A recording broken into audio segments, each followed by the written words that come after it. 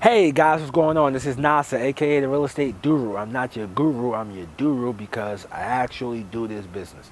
And today we're going to talk about my biggest house flipping mistake, all right? My biggest house flipping mistake that I ever made, it was, I want to say 7 years ago. I was about 24 at the time. And me and my friend, we wanted to flip a house because we've been watching the television show Flip That House. So being that we've been watching the show, we got inspired and figured like, man, this is easy. All we gotta do is buy a house, beat up, fix it up, and then sell it, and we can make a bunch of money. In the meantime, yell at some contractors, yeah, we can do this, we can do this. So, we figured it was going to be easy. At least that's what we thought. But unfortunately, we ended up losing the deal, and I'll get to that part later. So the first thing we did was wrong. Him or I didn't properly educate ourselves. When I was in my younger 20s, I was arrogant. I knew everything. I was vice president of the world, and you couldn't tell me anything. So until I stepped down from that position, when I started reading at 26, that's when I started to make progress and things like that. One book to change my life was Rich Dad Poor Dad. That was the first book I actually started reading at 26. Well, anyway, with that being said, we had we was looking for a house that was beat up. So only thing we knew was a traditional way of doing real estate. We didn't know anything about creative real estate investing.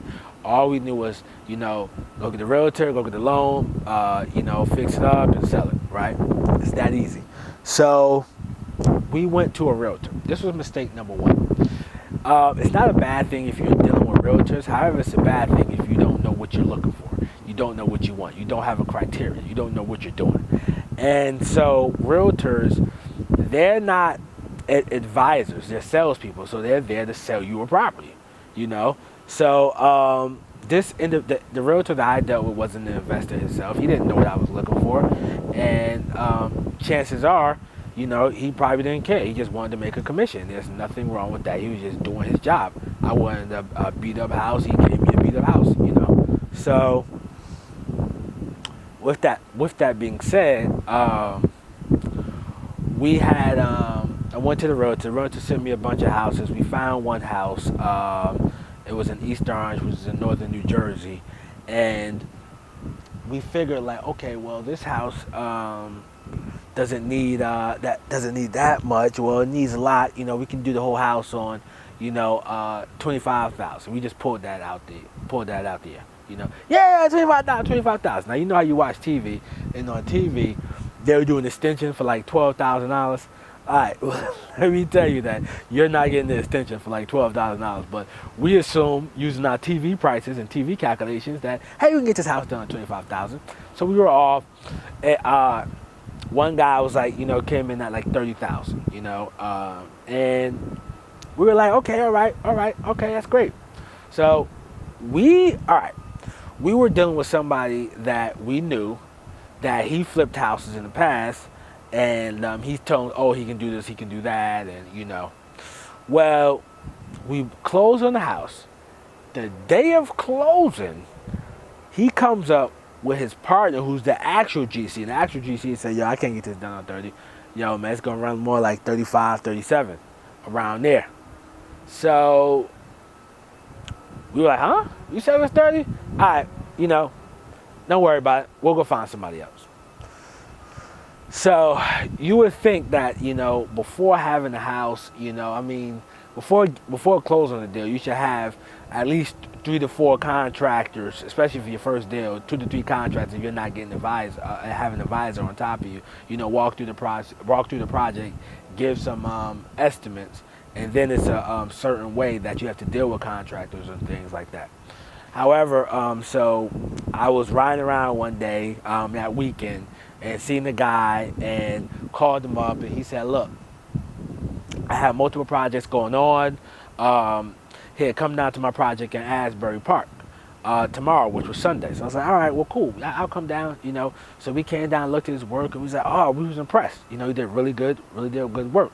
It was like a 35-minute ride from North Jersey to Central Jersey to go to this city called Asbury Park. So, beautiful house down by the water in Asbury. So we decided to go with him. All right, we decided to go with him, and I guess he was like, man, these guys are young and stupid. So he was like, hey, man, how you gonna pay us? So we didn't know any better. We're gonna pay you cash. You know, what do you think? So he said, oh, okay, all right, good. So during the midst of this, we had to pay him X amount to get started. That was I don't recommend that you giving people money to get started unless it's materials. You buy the materials, and if they need money to get started, then might not be the best people for you. You know, you might can give a little bit if you know them or they did some jobs before. However, so we gave him the money. He came. The thing about this contractor, I think he didn't want to just screw us over and just run. So the way he did it was he just took his time with the job. And when you're flipping a house, time is literally money. Every month you're paying, every day you're paying holding costs every day, literally. You know, so we got payments on the house every month. So he took forever to finish the house. You know what I mean? We're yelling and screaming, but we couldn't do much because the way he did, he got the bulk of the money out of the job. So he was ahead of the job. And the way he did that is turn around. Oh yeah, I'm gonna be done with this. Next week we're gonna be finished. Oh yeah, you know we're gonna be right on. We're right on time. I need 7,000. Okay, I need 5,000. Until he got the bulk of the job, and we're paying the bulk of the job. So he had no incentive to hurry up and finish out the job for what? No, I'm not finished out the job. You know what I mean? I come when I come. So that's the way he pretty much did things, and we finally got that one done. All right, we finally got it done. Then we went to go list for the realtor. Now, the comps at the time, which is the most important thing, the comps, they were reading, I want to say like 220ish. Like you can do 220 in that neighborhood, so you probably list around 225. Your seller was somewhere between 215 and 220. That was realistic, but of course, we didn't want to be realistic because we did this house and it was so beautiful. Oh, this house, oh, it's the nicest house on the street. Oh my God, this is the nicest house in England. Oh, we need much more than that. So a friend of ours just got a so-called friend just got his realtor's license, and he said, "Hey man, let me list your house or whatever." So I'm like, all right, yeah, cool. He's like, man, you know, I could probably get you about 280 for this house, man. You know, so we like, yeah, 280, all right, that's good. So after about 6 to 8 weeks, 2 months, almost 3 months, almost 3 months, 2 or 3 weeks before the contract ended, we decided to just cancel and part ways because, he didn't do what he said he was going to be able to do, of course. So now we're still making payments. So we went with another realtor company. And this realtor company was named Foxton. It was New Jersey. And this was all doing 07, 08. So the market didn't really hit hard until like 08. And we sold it in February 08. However, I'm not going to get to that point. This is 07. Foxton had went out of business. Their business model with their realtors was they were paying all their realtors salary, giving them cars, and all this because the housing market was booming. So they were doing well. But that didn't last too long, and they went out of business, and they had our listings, and we couldn't get in touch with anybody out there because they went out of business. They told all the employees not to come back. So somebody else got the listing. Century 21 bought all their listings from them. So being that Century 21 bought all the listings from them, and this particular individual I went to high school with, he actually got the listings. He actually got my listing of the house. So me and him was talking. So like 2-3 months go by. 2 months go by. He's like, yo, man, look. In order to sell this house, you need to put in a bonus. You need to put in a bonus so somebody could want to sell this house, man. I said, so how much bonus are you talking about? Like $8,000. $8,000? All right, well, cool. Let's just do it. We wanted to get rid of it. We were motivated sellers. And that's why, like, at this business, I like it, and I'm compassionate with the sellers that I deal with because I've been a motivated seller before, and being that I've been a motivated seller before, I understand where they're coming from. So I'm not just going into one of those guys that are trying to steal or screw the seller because I understand the seller because I was a motivated seller before. So I know about that stress that it brings, and I know what the relief can do. Sometimes when I buy somebody's house, they hug me, they're thanking me. you know, because the house was burning on him. So, back to my story. We after that whole thing of us, he told us to do the bonus. I think it was like 8,000, 8,500. We put it in there in the listing. 2 days later, he comes up. Yeah, I got to buy your house. It's in the contract. I just need you to sign it. All right. He got the bonus money. He got the realtor commissions for listing my house, and he got the realtor commission for selling my house. So he got like two. He got the bonus, and he got the buyer and seller commission. You know, I guess he was just waiting to put the bonus in so he can pop up with his buyer. You know, that's what it felt like. Whatever.